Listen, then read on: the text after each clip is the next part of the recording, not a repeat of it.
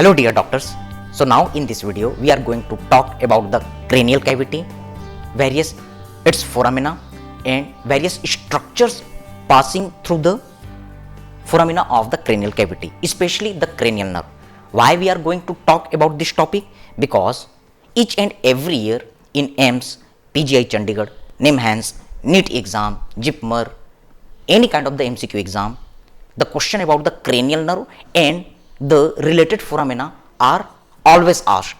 Also in the first year MBBS, in our Viva exam, in our theory exam, these facts are used, and it is very important for our clinical correlation with the medicine, with the neurosurgery, our surgery topic, ENT, ophthalmology, even the pathology, pharmacology, etc. So now we are going to talk about this cranial cavity, foramina and various cranial nerves. Can you see this image? In this image you can see the skull cavity has been shown after removal of the cranial vault. Yes, this part we are doing the transverse section and we are removing this cranial vault and we are looking the cranial cavity from the above. Okay, so now this cranial cavity is divided into the three fossa: anterior cranial fossa, middle cranial fossa and the posterior cranial fossa. Now what are the bone which are visible in this image? Yes, the greenish color bone is the frontal bone. Just that frontal bone you can see yellow color bone, that is the ethmoid bone. Behind the ethmoid bone the reddish color bone is the sphenoid bone.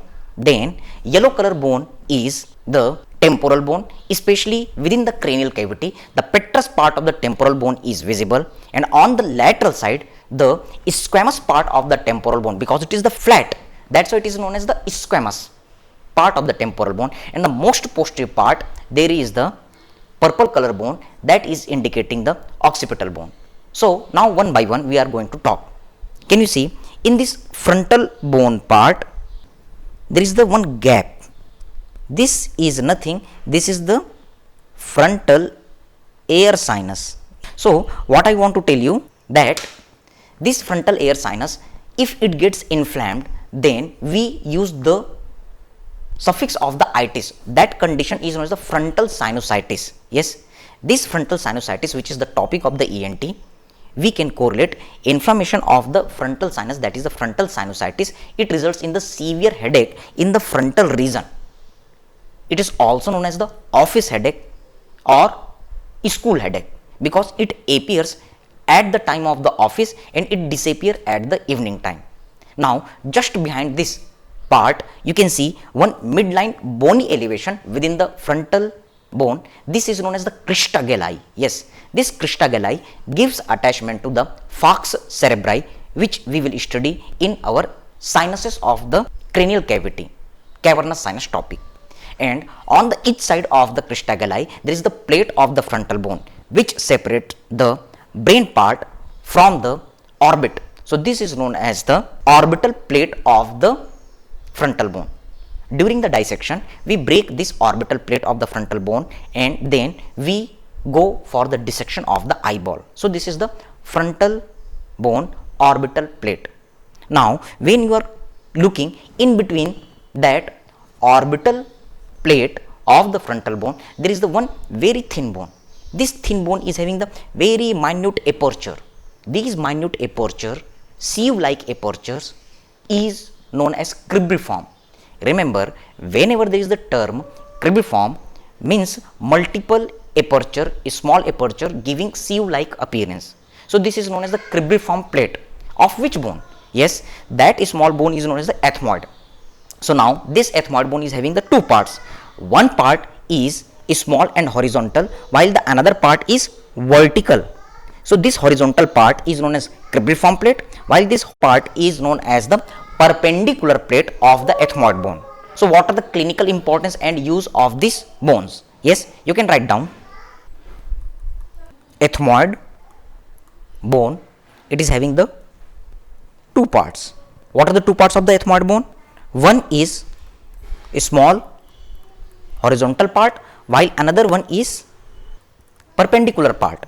Yes, this small horizontal part is having the multiple small aperture sieve like appearance, that's why it is known as cribriform form plate of ethmoid bone, while this perpendicular part it comes down and participate in the formation of the nasal septa.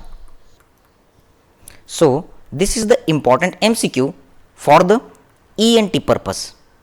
Yes, nasal septa is mainly formed by two bones. One is the perpendicular plate of the ethmoid and another one is the vomer. Yes, the cribriform plate of ethmoid bone, it is one of the thinnest bone of skull. It is very thin. So what happens? It gets easily fracture in blow injury. Whenever there is an injury from the front, this cribriform plate of ethmoid easily gets rupture. So can you correlate again with the topic of the ENT? If there is a fracture of this bone, then the CSF from the brain, from the meninges, it may come out from this cribriform plate of ethmoid to the nose, and dribbling of this CSF from the nose results, which is known as the CSF rhinorrhea.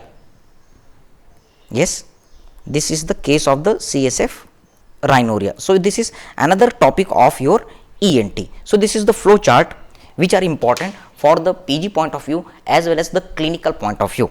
Okay.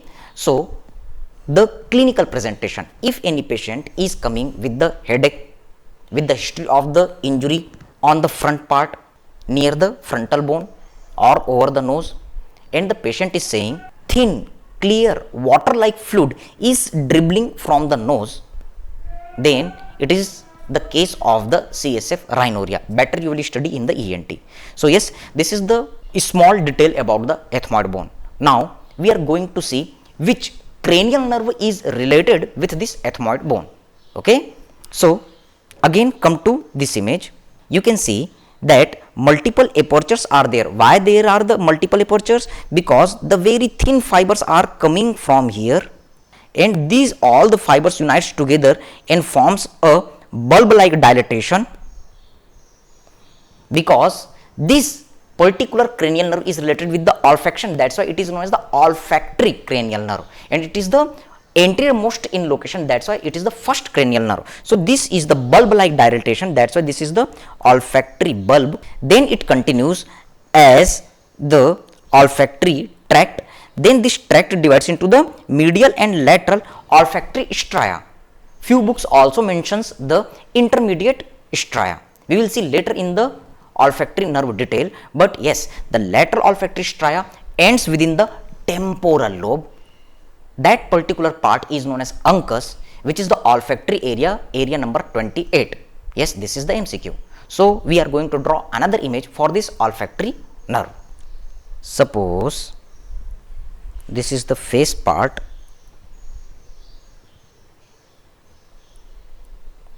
So here this is the frontal bone, this is the sella turcica, and this is the base of the skull part.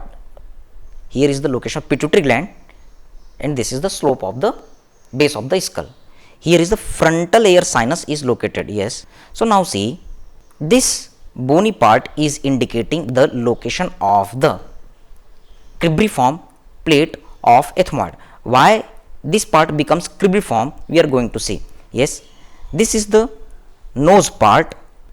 As we know, in the nose at the upper part there is the location of the nasal epithelium, which is rich in the bipolar neuron, bipolar receptors. So these are coming from the upper part of the nose.